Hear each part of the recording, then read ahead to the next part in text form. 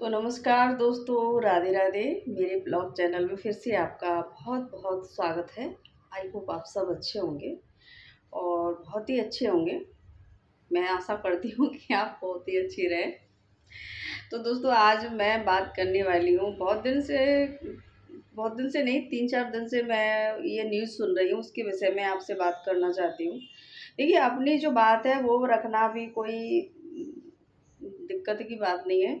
आप अपनी बात जो है लोगों तक पहुंचा सकते हैं। आज अगर कोई चीज़ आपको अच्छी नहीं लगती है तो ये कांड हुआ है, जो जो भोले श्री हैं, जो अपने को नारायण भोले बाबा समझते हैं, कहीं नारायण समझते हैं, भोले बाबा समझते हैं। तो भैया, इतने कांड हो चुके हैं, कहीं आसाराम बापू का, कहीं फलाने बापू का, कहीं किसने साधु महात्माओं का। अब तक आप नहीं सुधरे हैं तो प्लीज़ मैं हाथ जोड़ के आपसे प्रार्थना कर रही हूँ कि सुधर जाइए। इन बाबाओं के चक्कर में मत रहिए, क्योंकि बाबा किसी का भला नहीं करते। हाँ, कोई कोई करते हैं। 100 5 अंगुलियों में हर एक अंगुली एक सी नहीं होती है। कोई कोई बाबा होते हैं तो उनको पहचानिए, परखिए, तब किसी के चक्कर में पड़िए। ऐसा नहीं है कि आप मतलब उसके पीछे दौड़ जाइए। जो भी बाबा है, चल बाबा, अरे मेरे दिन देख दो, मेरा ये कर दो, मेरा वो कर दो। भैया, ऐसा मत करो। दिन दिखाने हैं।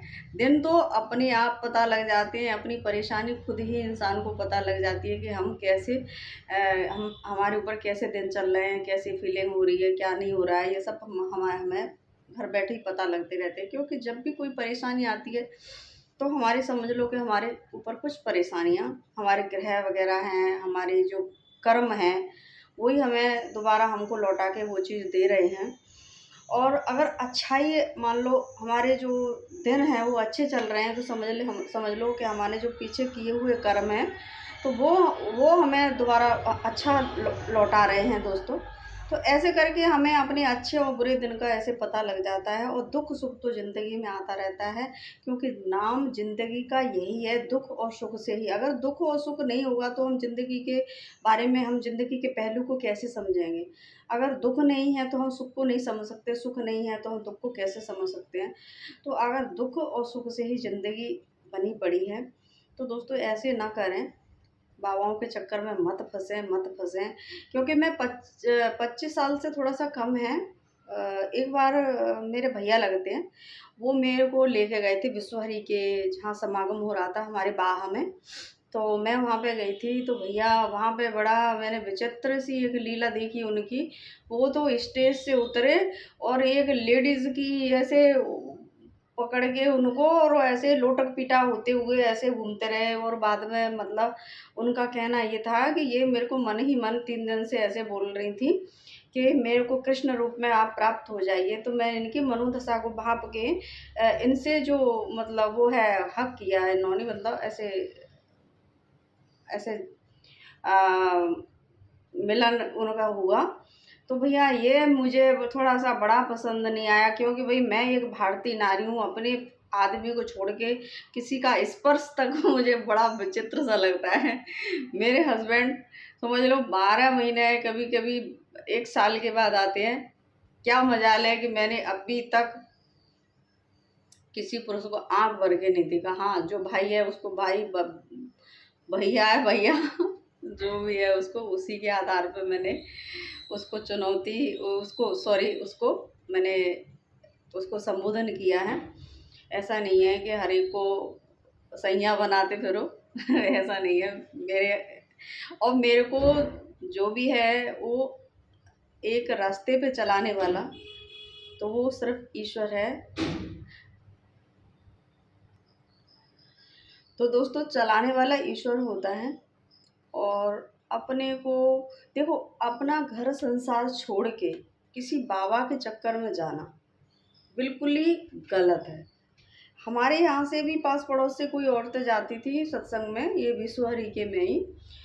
तो वो आई सत्संग सुन के, और वो भैया थे एक लगते हैं, उनने पूछा कि सुनीता ये बताओ कि अभी मैंने, मेरी औरत वहाँ से आई और सत्संग सुन के मैंने उनसे बोला कि मेरे को खाना दे दो। बोली अरे मतलब हमारे गांव की भाषा में बोलते हैं अरे मतलब ऐसी फीलिंग हुई कि भाई तुम गांव की जो भाषा है वो सुन नहीं सकते, बहुत खराब होती है। ऐसे ठठरी बांधे कड़ी खाए कुत्ता, तेरे को तो मैं ही दे दूँ, तू अपने आप ले ले और खा ले। तो भैया बोले कि ले लीजिए, बताओ जेई सुनने जाते हैं विश्वहरी जेई सिखाते हैं। मैंने बोला तो जी भैया विश्वहरी से ही पूछो क्या संस्कार देते हैं क्या नहीं देते हो, ये औरतें क्या सुनने जाती हैं, मुझे नहीं पता है, मुझे तो अपने घर गृहस्थी का पता है। और फिर मैंने अपनी अपनी तुम्हारी बीवी है उसको पूछो। तो मैंने इतना सुना और मैं क्या सोच रही थी, शायद इतने साल के बाद जो विश्वहरी है वो खेल खत्म, सॉरी सॉरी, मैं सोच रही थी शायद वो है ही नहीं है। कहते भाई 20-25 साल हो गए उनको, मुझे हंसी इस बात पे आ रही है। और कल परसों उनका जो वो देख के कांड देख के कि विश्वहरी भाग गया, इतने लोगों को रौंद दिया है उनने, विश्वहरी की मेरी चरण रज लेके जाएं। इस बात में बड़ा तथ्य है। चरण रज क्या वो भगवान है? कलयुग में किसी ने भगवान को देखा है? मैंने रामायण पढ़ी है और मैं भागवत पुराण भी पढ़ती हूँ, मेरे पास बहुत सारे पुराण मैं पढ़ती रहती हूँ क्योंकि मैं अकेली रहती हूँ, मेरे हस्बैंड यहाँ रहते हैं। मेरा आधार ही जीवन का आधार ही ये जो पुराण है ये पढ़ना है। तो कलयुग केवल नाम आधारा और सुमिर सुमिर नर उतरे पारा, इस बात को मैं जानती हूँ जो तुलसीदास ने बोली है। जब कलयुग में नाम के आधार पर भैया उतर रहे हैं सागर से पार, तो ये बाबाओं के चक्कर कोई ज़रूरी है? तो इंसान ऐसा पागल क्यों हो जाता है? क्यों उनकी समस्या का इलाज वो अपने को, देखिए पहले अपने को समझो, अपने को समझो और अपने जो कर्तव्य हैं उनको समझो, अपने कर्म अच्छे रखो। अगर तुम्हारे कर्म अच्छे हैं तो आपको आगे चल के वही कर्म अच्छे मिलेंगे, अगर गलत कर्म है तो वो गलत रूप में मिलेंगे। तो दोस्तों जहाँ तक हो, हम अपने दुश्मन खुद हैं, कोई और हमारा दुश्मन नहीं है। तो भैया बाबाओं के चक्कर में मत पड़ें। आपने न्यूज़ में देख ही लिया होगा कि जो विश्वहरी हैं अपने को भगवान मानते हैं। आप सोचो अपने दिल से, कहीं कोई भगवान होता है? अगर हाँ मैं मानती हूँ, भगवान ने बोला है कि कण कण में है, वो कण कण में है तो हमारे अंदर भी है, हमारे अंदर भी बहुत सी शक्तियाँ हैं। अगर हम भगवान को पाना चाहते हैं तो आप घर पर भी अपने भगवान को महसूस कर सकते हो। घर पर भी अपने आप को अपने आराध्य देव, जो भी कोई नाम आपको अच्छा लगता हो, जो भी कोई भगवान की आकृति आपको अच्छी लगती हो, आकार साकार में आप चाहते हो, निराकार में चाहते हो, बस आपको एकाग्र चित्त से अपने अपने अंदर उसको टटोलना है कि है कहाँ पे। देखो विपत्ति आती रहती है जाती रहती है और दुनिया में, पर किसी के चक्कर में अपने अस्तित्व को खो देना, अपने को भूलना, ये बड़ी बुरी दशा होती है। और ईश्वर तो हर जगह होता है। हमारे यहाँ का एक केस बताती हूँ, मेरी ससुराल का एक कोई फौजी था, तो वो बेचारा बस वो परेशान होके पागल से हो गए थे, तो उसके घर वालों ने भी उसको निकाल दिया था। तो हमारे यहाँ चंबल पड़ती है, चंबल में बेचारा ऐसे ही गली गली में ऐसे पूरे जंगल में घूमता रहता है। ये झूठ नहीं घटना है, हमारे पड़ोस के गांव की है, तो इसलिए मैं आपको बता रही हूँ कि भगवान कहाँ नहीं होते हैं। अगर आप चाहो सच्ची श्रद्धा से, अगर उसकी किस्मत में सही होना लिखा है, उसके पिछले जो कर्म अच्छे हैं तो वो सही हो जाएगा। तो उसका मैं आपको बता रही हूँ। तो वो क्या था, एक दिन चंबल के किनारे गए और उन्होंने एक ऐसी चंबल के किनारे तो ऐसे छोटे मोटे कंकड़ पड़े रहते हैं, तो वो कंकड़ एक बड़ा सा उठा लेके आया और अपने उसमें जेब में डाल लिया करें, उसको नदी में वो डुबो दिया करे और बस उसको पूजा कर दिया करें। तो वो उसी से उसका जो पागलपन था रोज़ नियम से, पर वो जब कोई इंसान जब मेंटली पागल हो जाता है तो उसके ऊपर कोई धुन सवार हो जाती, तो वो उसी टाइम पे निर्धारित समय पे वो काम करता है। तो वो बंदा जो बिल्कुल कुछ नहीं, बिल्कुल पागल हो गया था, वो उस कंकड़ से सही हो गया। और आज वो बंदा घर में है हमारे यहाँ गांव के बगल में, और उसके बच्चे अच्छी तरह रख रहे हैं। तो मैं सोचती हूँ देखिए, परेशानी आती रहती हैं ज़िंदगी में। अगर आपके घर में कोई भैया कोई ऐसे परेशान हो जाए, कोई पागल हो जाए, तो भैया उसको निकालो मत।